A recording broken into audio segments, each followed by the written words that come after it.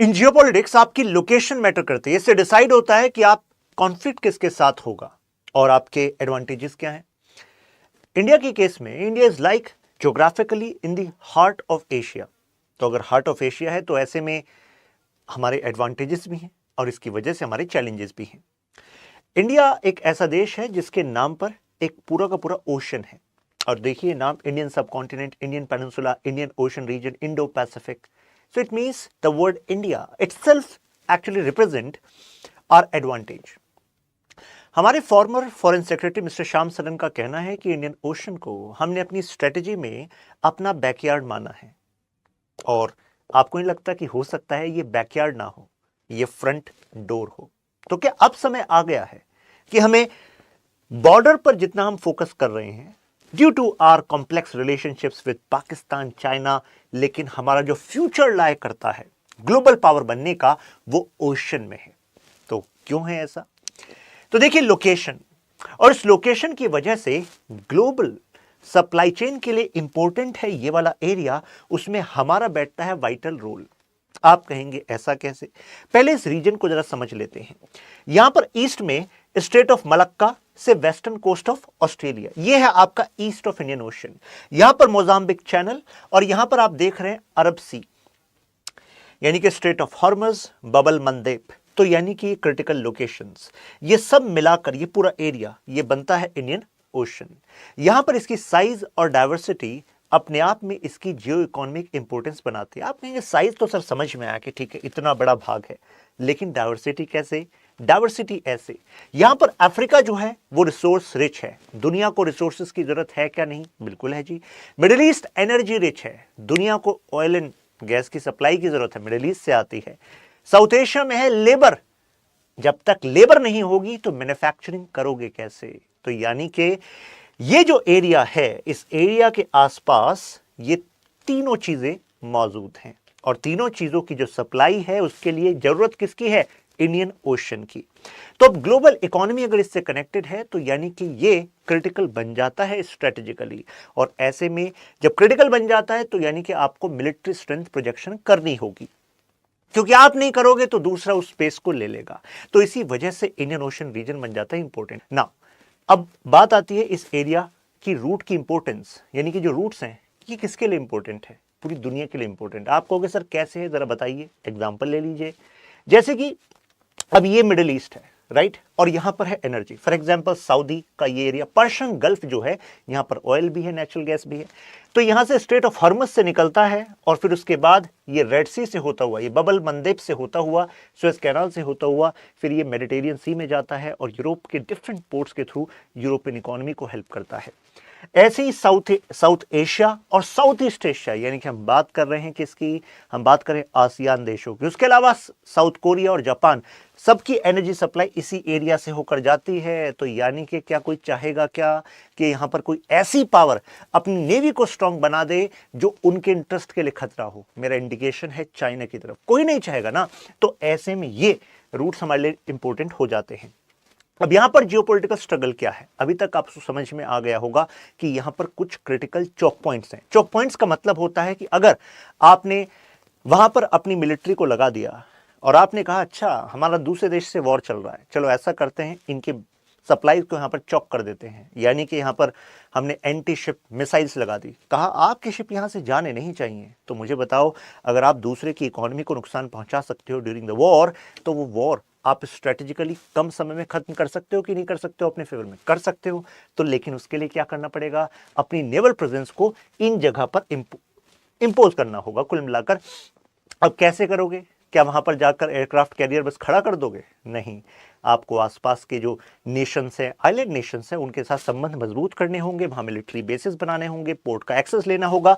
तो कौन कौन से चौक पॉइंट्स? ये है Mozambique channel, Bab el Mandeb, strait of Hormuz, strait of Malacca, और यहां पर जो सुंडा स्ट्रेट है और लॉम्बोक स्ट्रेट है वो भी बहुत ज्यादा क्रिटिकल है, क्योंकि चाइना इसके थ्रू अब मलक्का डिलेमा को रिजॉल्व करना चाहता है। क्या है अभी मैं आगे बताऊंगा। तो कुल मिलाकर यहां पर ability to have military presence on these choke points is the future of geopolitical struggle. अब यूएसए और यूएसआर कोल्ड वॉर में इस इंडियन ओशन रीजन में काफी इंटरेस्टेड थे, अपनी प्रेजेंस को रखते थे। लेकिन जैसे ही कोल्ड वॉर खत्म हुआ 1991 यूएसएसआर का डिसइंटीग्रेशन, रशिया बन गया, तो उसके बाद यूएसए ने भी अपने रोल को कुछ लिमिट किया है। अभी उस पर जाते हैं। इससे पहले बता दूं, यहां से आपका एक डायरेक्ट क्वेश्चन बन सकता है प्रीलिम्स के लिए, जैसे कि कह देगा स्टेट ऑफ मलक्का, सुंडा स्टेट एंड लोम्बोक, कह देगा कि इनको ना नॉर्थ से साउथ लगाइए, और ऑप्शन दे देगा मलक्का स्टेट के बाद लोम्बोक आता है, फिर सुंडा स्टेट आता है। तो आप कहेंगे वो सरासर गलत है। क्यों? क्योंकि एम मलक्का स्टेट, एस सुंडा स्टेट और फिर लोम्बोक, तो MSL। तो इस तरीके से थोड़ा ध्यान रखिएगा। इसी तरीके से यहां पे सेशल्स, डियोगो गार्सिया, मालदीव्स, ऐसे भी आपसे क्वेश्चन पूछ सकता है। स्ट्रेट ऑफ हॉर्मोस और आपका ये बबल मंदेब, यहां से क्वेश्चन पूछ सकता है। कह देगा कि जो पर्शियन गल्फ है ये साउथ में है गल्फ ऑफ एडन के, तो आप कहेंगे क्या मजाक कर रहे हो, गलत है ये तो। क्यों? कि भाई पर्शियन गल्फ तो ऊपर हो गया, इसको कहते हैं पर्शियन गल्फ, है ना, क्योंकि ये ईरान वाला एरिया, ईरान का पुराना नाम पर्शिया, तो ये होगा ना पर्शियन गल्फ, वो तो ऊपर होगा। और ये है गल्फ ऑफ एडन, राइट, यानी कि हॉर्न ऑफ अफ्रीका के जस्ट ऊपर। तो ये थोड़ी लोकेशन जरा ध्यान रखिएगा, यहां से क्वेश्चन बन जाता है। अब कहानी में चलते हैं दोबारा कि भाई रशिया बन गया, यूएसएसआर का इंटरेस्ट कम हो गया, तो क्या यूएस ने अपनी नेवल फ्लीट को यहां से हटा दिया? नहीं नहीं, यूएस जानता है जो चीज ग्लोबल सप्लाई के लिए इंपॉर्टेंट है तो वहां पर तो यूएस की नेवल प्रेजेंस रहेगी, जैसे कि डियोगो गार्सिया में अपना बेस बनाकर रखना, है ना। प्लस इस समय जो इनकी यूएस नेवी है, मतलब मैं बात कर रहा हूं 1991 के बाद की, फिर हमने कुछ सालों में देखा कि भाई उनकी स्ट्रेटजी थी कि अफगानिस्तान से कम्युनिस्ट रजीम को हटाना है, तो कम्युनिस्ट रजीम में उन्होंने सपोर्ट किसको किया? तालिबान को। तो ऐसे में उन्होंने फिर जब उनकी खुद की फोर्सेज उतर गई यहां पर अफगानिस्तान में, तो उन्हें समझ में आया कि अफगानिस्तान और मिडिल ईस्ट दोनों को अगर सपोर्ट करना है, यानी कि यहां पर अपनी फोर्सेस को सपोर्ट करना है, तो अपनी नेवी को यहां पर स्ट्रांग रखना होगा। आप कहेंगे अरे यार ये नेवी यहां से क्या कर लेगी उनका? अच्छा, जो उनका नेवी है, जो डेस्ट्रॉयर्स हैं, वो यहाँ से मिसाइल कैपेबिलिटी रखते हैं कि नहीं रखते हैं? रखते हैं भाई, सी से सरफेस पे मिसाइल कैपेबिलिटी रखते हैं, लॉजिस्टिक सप्लाई में हेल्प हो सकती है। तो यानी कि लॉजिस्टिक्स, वेपनरी सपोर्ट के लिए यूएस की नेवल प्रेजेंस इंडियन ओशन में जरूरी थी। तो आपको पता लगा कि अगर लैंड पर भी आपको स्ट्रेटेजिक एडवांटेज चाहिए तो नेवी की स्ट्रेंथ जरूरी है। अब जब यूएस का फोकस कुछ कम हुआ तो इंडिया और फ्रांस कोलैबोरेट करने लगे और ज्यादा, और हम बन गए यहां पर की सिक्योरिटी प्रोवाइडर। जैसे कि हमने ज्वाइंट पेट्रोलिंग स्टार्ट कर दी, कॉर्पेट इनिशिएटिव जिसको कहा गया, तो यानी कि फ्रांस और इंडिया की security provider in this area. आप कहेंगे सिक्योरिटी किससे? अरे पायरेट से सिक्योरिटी, कोई देश दूसरे देश के इंटरेस्ट को कॉम्प्रोमाइज ना कर दे, इस वजह से सिक्योरिटी। जो लिटोरल नेशंस है, छोटे छोटे आइलैंड नेशंस है, इनको सुरक्षा की गारंटी, तो ये सब हम यहां पर कर रहे थे। और इंडियन नेवी कहती है कि हम यहां पर कंप्लीट रेस्पॉन्सिबिलिटी समझते हैं for the entire reason. Complete responsibility का मतलब है कि अगर यहां पर डिजास्टर होता है या ह्यूमैनिटेरियन क्राइसिस होता है तो इंडियन नेवी फर्स्ट रेस्पॉन्डर होती है। तो ये प्राउड वाली बात है कि नहीं? बिल्कुल है ना। अब चाइना यहां पर क्या कर रहा है? चाइना कह रहा है कि देखो, जब पता है कि ये एरिया ग्लोबल सप्लाई के लिए इंपॉर्टेंट है, और चाइना अब सोच रहा है कि अब जैसे पैक्स इंडिका, मतलब पैक्स इंडिका की बात की जाती है, यानी कि एक समय पर इंडिया सुपर पावर होगा, तो एक समय पर पैक्स ब्रिटिकाना था, यानी कि ब्रिटेन का सुपर पावर थी, और उसके बाद फिर पैक्स अमेरिकाना हुआ, यानी कि अमेरिका की सुपर पावर। तो यहाँ पर चाइना कहता है कि पैक्स सिनेका के लिए, यानी कि चाइना बिकमिंग सुपर पावर, यानी कि चाइना सबसे बड़ी पावर बन जाए, यानी कि यूएस बाकी सब नीचे, तो उसके लिए इंडियन ओशन पर उसको अपना आधिपत्य रखना होगा। उसके लिए उसको स्ट्रांग पार्टनर्स चाहिए। स्ट्रांग पार्टनर्स कैसे बनाए जाते हैं? पैसे से और मिलिट्री से। पैसा दो, कहो कि अरे यार तुम्हारा तो भविष्य हम बदल देंगे, तो कैसे बदलोगे? इंफ्रास्ट्रक्चर, इतना पैसा दे दो कि पता है कि वापस ना कर पाए, फिर कहो कि टेंशन मत लो, हम तुमसे उधार भी नहीं लेना चाहते, बस ये जो एरिया है लगभग शहर नुमा एक बड़ा एरिया, जिसमें पावर प्लांट भी है, जिसमें पोर्ट भी है, वो एरिया आप हमें लीज पर दे दो मात्र 99 सालों के लिए, जैसे कि किसके साथ हुआ? श्रीलंका के साथ हुआ। तो ऐसी स्ट्रेटेजी चाइना इन देशों के साथ कर रहा है। अब ये एक शेयर्ड एंजाइटी का सोर्स बन गई है कई देशों के लिए, उसमें फ्रांस भी है, इंडिया भी है, यूएस भी है, और अदर यूरोपियन नेशंस भी है। एग्जांपल देता हूं, जैसे इंडिया मानकर चलता है कि देखो श्रीलंका, सेशल्स, मालदीव्स, मॉरिशस, ये तो भाई इनके तो की पार्टनर हम हैं। ऐसी फ्रांस मानता है कि भाई देखो कोमोरोस, यहां पर कोमोरोस है, ये मेडागास्कर, इनके तो की पार्टनर हम हैं, राइट। फ्रेंच स्पीकिंग मेडागास्कर है, कभी फ्रांस की कॉलोनी। तो आप सबको ये बात तो पता है कि देखो की पार्टनर कोई नहीं होता इंटरनेशनल पॉलिटिक्स में, कभी भी बदल सकता है। आज जो आपका की पार्टनर है कल को किसी और का हो जाएगा, अगर वहां से कुछ ज्यादा बेनिफिट मिलने लग गए। तो अगर की पार्टनर बनाकर रखना है तो आप दूसरों के लिए और ज्यादा जरूरी बनने पर काम करिए। तो इंडिया को वही करना होगा। अभी चाइना क्या कर रहा है? चाइना कह रहा है कि मैं ही अकेला हूं जिन्होंने इन सभी देशों की इज्जत समझी है। आप कहोगे ऐसा कैसे? मतलब एक छोटे छोटे आइलैंड नेशन में भी चाइना ने अपना फुल फ्लेज डिप्लोमेटिक मिशन खोला हुआ है। फुल फ्लेज डिप्लोमेटिक मिशन ना फ्रांस का है ना इंडिया का है, हर एक इस एरिया में जो आइलैंड नेशन है उस पर। तो चाइना सिग्निफिकेंटली इन्वेस्ट कर रहा है अपनी डिप्लोमेसी पर in these areas. China traditional players को तो चैलेंज कर ही रहा है। इसके अलावा रशिया भी पीछे नहीं है, क्योंकि हम इंडियन नेवी की इंडियन ओशन में जो जरूरत है उस पर फोकस कर रहे हैं। तो हमें पता होना चाहिए ना कि हमारे साथ में कोलैबोरेट कौन कर सकता है इस एरिया में, ये कंटेंडर कौन है।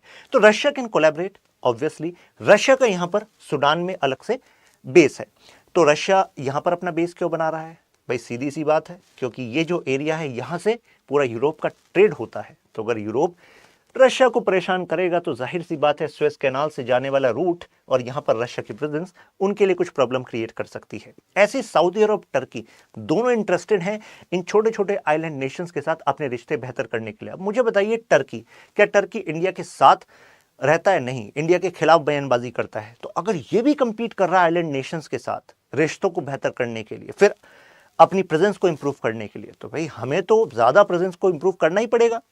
चाइना एग्रेसिव मूव कर रहा है, जैसे कि इकोनॉमिक पॉलिसीज आपको बताई, मिलिट्री बेसिस बना रहा है, कई जगह स्ट्रेटेजिक पोर्ट्स का एक्सेस चाह रहा है। कह रहा है कि देखो जी, हमें तो केवल ना कमर्शियल के लिए चाहिए। कमर्शियल के लिए मतलब केवल हमारे गुड्स आएंगे। फिर जब उन पे इतना एहसान कर देता है, फिर कहता है ये हमारे डुअल पर्पस वाले कुछ शिप्स हैं, ये आएंगे। और फिर मिलिट्री व्हीकल्स और मिलिट्री जो आपके शिप्स हैं वो भी आने लगते हैं, सर्वेलेंस शिप्स आसपास दिखने लगते हैं। तो this is their strategy. Sri Lanka का एग्जांपल हम सबको पता है, हम्बनटोटा पोर्ट, यहां पर चाइना ने किस तरीके से डेथ ट्रैप का इस्तेमाल किया। अब ये समझ लीजिए कि श्रीलंका तो शुरुआत थी, नेक्स्ट इन लाइन ये देश हमें लगते हैं, जिबौती, लाओस, मालदीव्स और पाकिस्तान। अगर ये नेक्स्ट इन लाइन है तो जाहिर सी बात है प्रॉब्लमैटिक है कि नहीं, चीजें प्रॉब्लमैटिक हैं, राइट। अब देखिए, चाइना हमें घेरने की कोशिश करता है, हम सब जानते हैं। इन पोर्ट्स के थ्रू वो स्ट्रिंग ऑफ पर्ल्स बनाना चाहता है, यानी कि ऐसी लोकेशंस पर अपनी मिलिट्री प्रेजेंस को रखकर भारत पर दबाव बनाना। तो ऐसे में हमें उसके काउंटर में अपनी स्ट्रेंथ को इन नेवल पोर्ट्स या इनके काउंटर में नेवल पोर्ट्स पर करना होगा कि नहीं करना होगा? करना होगा। वो हमारे बैकयार्ड में हमें एनसर्कल करने की कोशिश कर रहा है। अब जरा थोड़ी थियरी पर जाते हैं। ये समझ लीजिए कि one of the most famous geopolitical thinker in the history as of now, मैं इंट्रोड्यूस करता हूं मिस्टर एल्फ्रेड महान को। ये यूएस नेवी के एडमिरल थे, हिस्टोरियन हुए हैं। इनका कहना है कि देखो, अगर पावर बनना है तो सी पावर बनना पड़ेगा। क्लियर बात है, इन्फ्लुएंशियल सी पावर। ये कहा जाता है कि एल्फ्रेड महान की पॉलिसी का इन्फ्लुएंस ही है कि यूएस की जो, अगर मैं कंपेयर करूं एयरफोर्स, आर्मी और नेवी में, तो उनकी नेवी पर जो उनका एक्सपेंडिचर है, नेवी की जो स्ट्रेंथ है वो सबसे ज्यादा मानी जाती है। जबकि इनके काउंटर में एक और जियोपॉलिटिकल थिंकर है मिस्टर मैकाइंडर। ये इंग्लिश ज्योग्राफर हैं, पॉलिटिशियन रहे हैं, मतलब थे।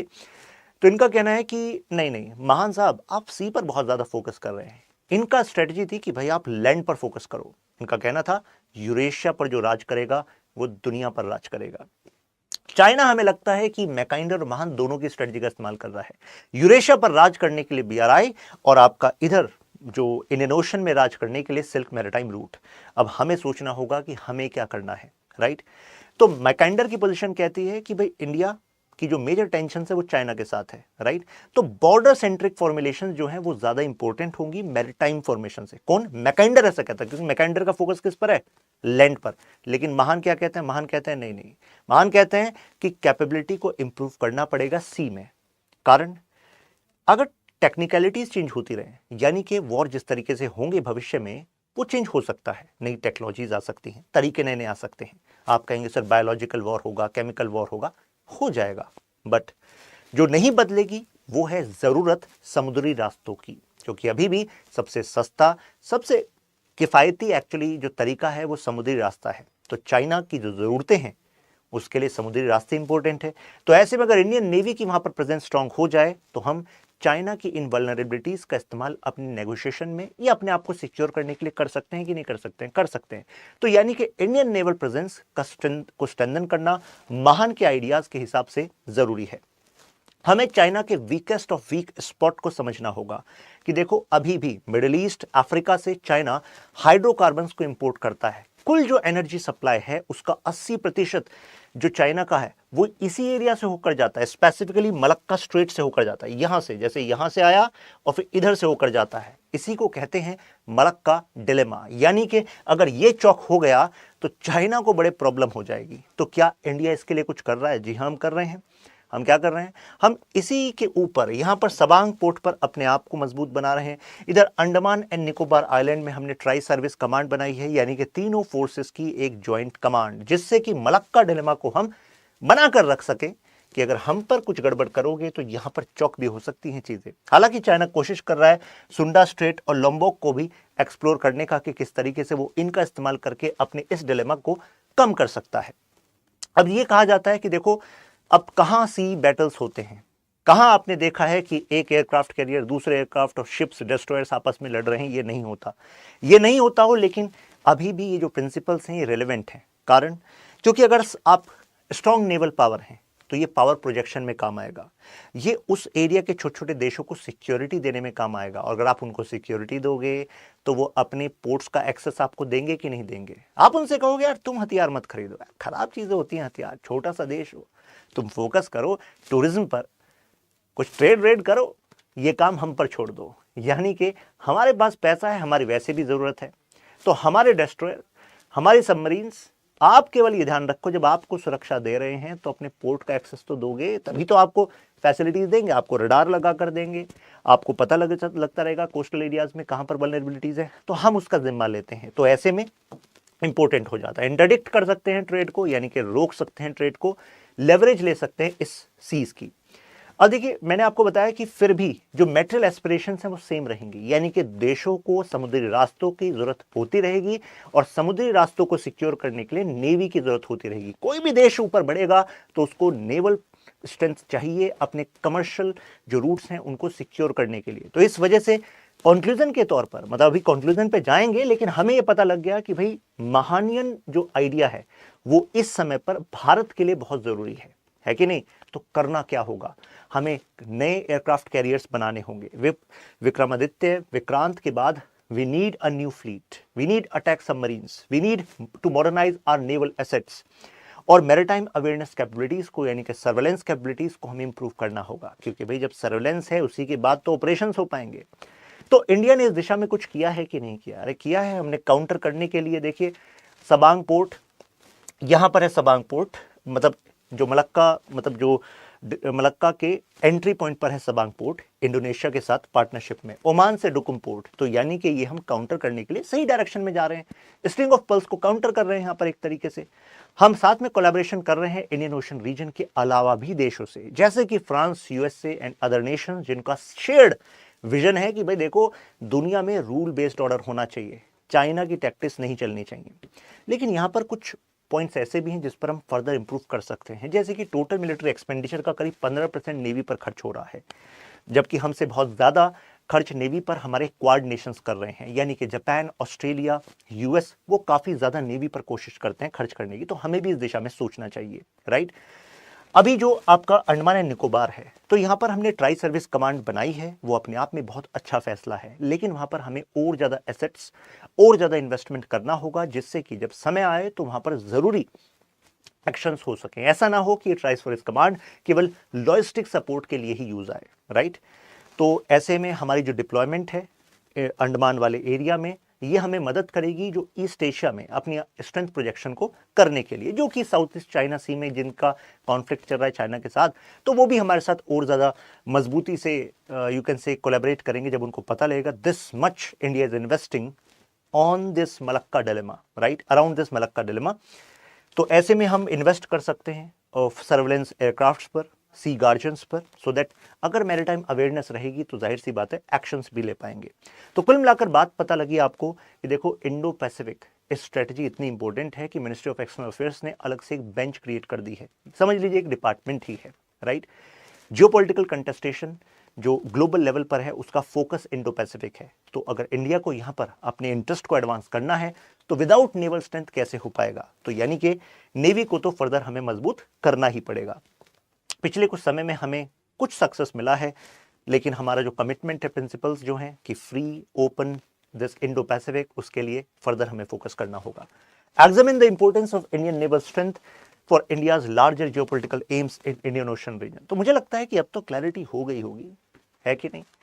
तो जरा कमेंट में बताइएगा कि what was the difference between the Mahan and Mackinder ideas with regard to geopolitics. Comment में बताइएगा, पता लग जाएगा कि हाँ आपको समझ में आ गया है। फिर मिलते हैं, ख्याल रखिए। और इन्फॉर्मेशन मैंने आपको दे दी है कि आपका बैच स्टार्ट हो रहा है P2I, I am teaching Indian polity, starting the batch. और उसके बाद अमित किलोर सर पढ़ाएंगे उसमें इंडियन हिस्ट्री। और त्यागी लाइव आपका डिस्काउंट कोड है जो यहाँ पर लिखा है, इससे आपको मैक्सिमम डिस्काउंट मिल जाएगा। और I have a separate mentoring group UPSC simplified Tyagi live के लिए, तो वी कैन कनेक्ट हियर। तो मैं वहाँ पर डेली अपडेट करता रहता हूँ और सेपरेट मैसेजेस इंटरेक्शन करता रहता हूँ, जो भी आपका सवाल होता है तैयारी से जुड़ा हुआ। ठीक है, फिर मिलते हैं।